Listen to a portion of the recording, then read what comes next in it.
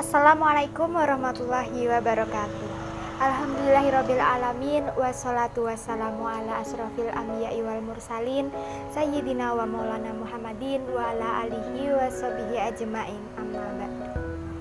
Pertama-tama marilah kita panjatkan puji dan syukur kehadirat Allah Subhanahu wa taala yang telah memberikan kita segala kenikmatan yang tidak dapat terhitung jumlahnya. Tak lupa sholawat serta salam semoga senantiasa tercurah kepada junjungan kita Nabi Muhammad SAW yang selalu kita nantikan syafaatnya di yaumul akhir nanti. Pada kesempatan kali ini saya Fitriana Nur Afifah kelas 12 PMI A4 SMA Negeri 2 Yogyakarta akan menyampaikan tentang kodok dan kodar. Kodok dan kodar sering dikenal sebagai ungkapan lain dari kata takdir. Takdir merupakan suatu yang berkaitan dengan kehidupan itu sendiri.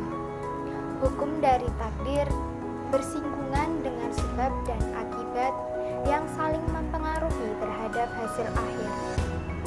Namun, tahukah kamu pengertian dari kodok dan kodar? Kodok secara bahasa bermakna ketetapan, keputusan, dan pelaksanaan. Pengertian secara etimologinya menjelaskan bahwa kodok merupakan suatu ketetapan, keputusan, pelaksanaan atas umat manusia yang telah ditetapkan oleh Allah pada zaman azali. Kodar secara bahasa bermakna sebagai ukuran atau pertimbangan. Secara etimologi menjelaskan bahwa kodar merupakan suatu ketetapan Allah berdasarkan ukuran pada setiap diri umat manusia sesuai kehendaknya pada zaman azali. Setiap muslim wajib mengimani kodok dan kodar Allah Subhanahu wa taala yang baik maupun buruk.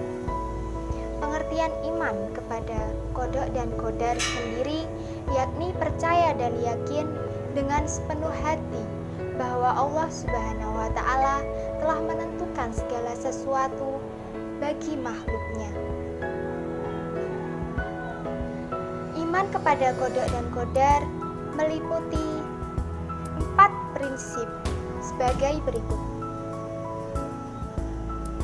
Yang pertama, iman kepada ilmu Allah yang qadim atau tidak berpermulaan, dan dia mengetahui perbuatan manusia sebelum mereka melakukannya. Yang kedua, iman bahwa semua qadar Allah Subhanahu wa taala telah tertulis di Lauhul Mahfuz. Yang ketiga, iman kepada adanya kehendak Allah yang berlaku dan kekuasaannya yang bersifat menyeluruh. Yang keempat, iman bahwa Allah Subhanahu wa taala adalah zat yang mewujudkan makhluk. Allah Subhanahu wa taala adalah sang pencipta dan yang lain adalah makhluk. Perilaku seseorang yang mencerminkan kesadaran beriman kepada kodok dan kodar dituangkan dalam beberapa perilaku. Di antaranya, yang pertama, banyak bersyukur dan bersabar. Orang yang beriman kepada kodok dan kodar, apabila mendapat keberuntungan, maka ia akan bersyukur karena keberuntungan itu merupakan nikmat Allah yang harus disyukuri. Sebaliknya, apabila terkena musibah, maka ia akan sabar karena hal tersebut merupakan ujian. Yang selanjutnya, menjauhkan diri dari sifat sombong dan putus asa. Orang yang tidak beriman kepada kodok dan kodar, apabila memperoleh keberhasilan, ia menganggap keberhasilan itu adalah semata-mata karena hasil usahanya sendiri. Ia pun merasa dirinya hebat. Apabila ia mengalami kegagalan, ia mudah berkeluh kesah dan berputus asa karena ia menyadari bahwa kegagalan itu sebenarnya ketentuan Allah.